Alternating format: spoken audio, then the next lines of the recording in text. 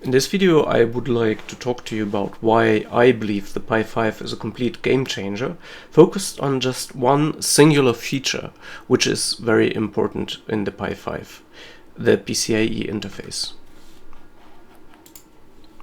This is the Pi 5. You've probably seen lots and lots of pictures before, but today, as I discussed, I want to zero in on just one particular new extension which hasn't been before on previous generations of Pis, the PCIe interface. Note, this is where previously the display port used to be. Now the display and camera ports are together here, and actually they can be both used as either display or camera ports. This is new for the Pi 5 as well, so you can have two cameras on the Pi 5, which is very useful for features and heads which are plugged in on top of the PCIe interface, such as the AI head. Now, let me explain in the example of the AI head why I believe actually the PCIe interface is such a total game changer for the Pi 5 and the Raspberry Pi community and world at large. Previously, if you wanted to extend your Raspberry Pi with additional hardware, you had the options of extending it using the USB ports.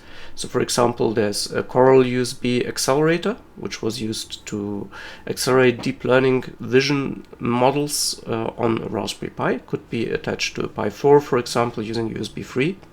But it would stick out on the side, and it would make for a more difficult handling and everything.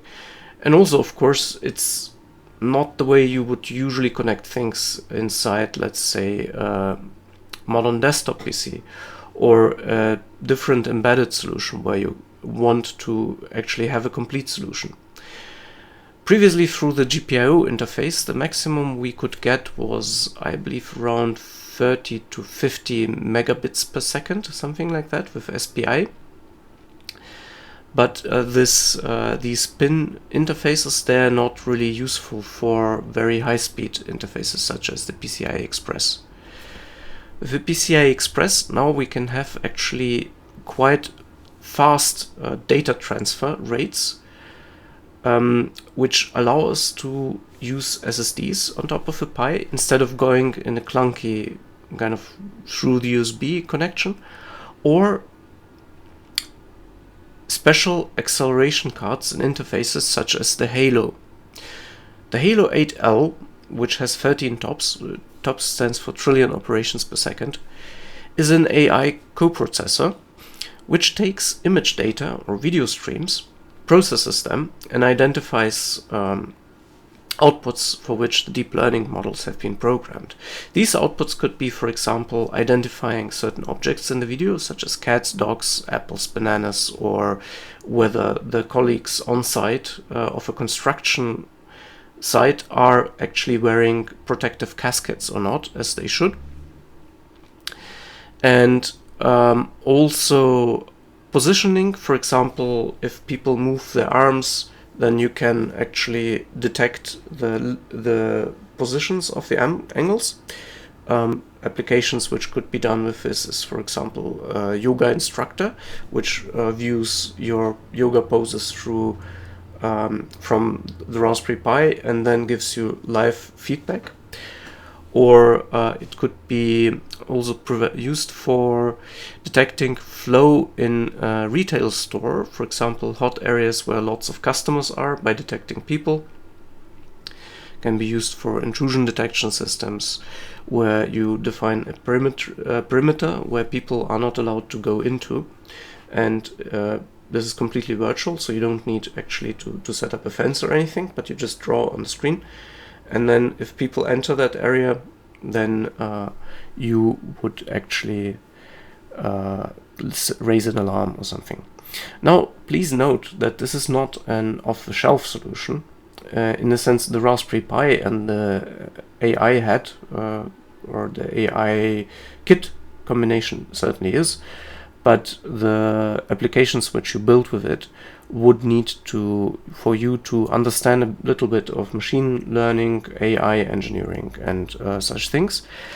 But again, getting back to my original point, the Raspberry Pi PCI Express interface on the Pi 5 opens up possibilities for applications such as these, further driving down the cost of ownership of using these systems. In fact, I believe Raspberry Pi is going to be quite instrumental in spreading edge AI solutions, since it brings down cost quite significantly for people.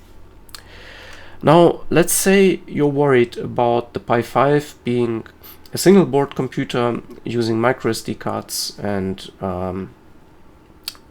basically maybe not having the kind of industrial reliability you're looking for.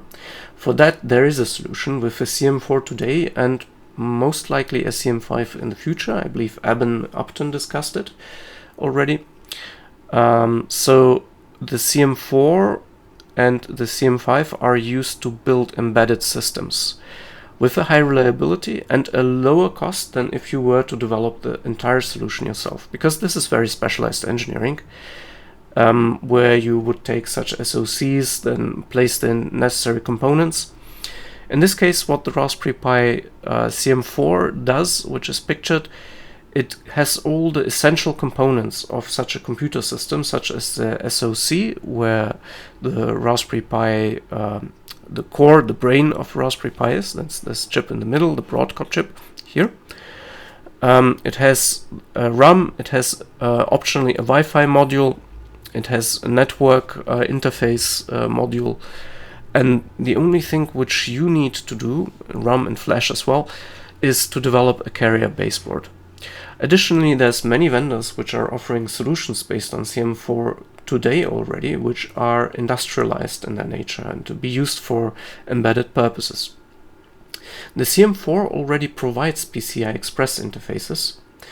The CM5 will probably, of course, continue that. So already today, in an industrialized factor, if you experiment and if you find that the PCIe interface is such a game changer, as I'm saying, and you want to transition that into the world of scaling up, creating, instead of proof of concepts, actual reliable business solutions for your enterprise and business, the CM4 and the CM5 have got you covered.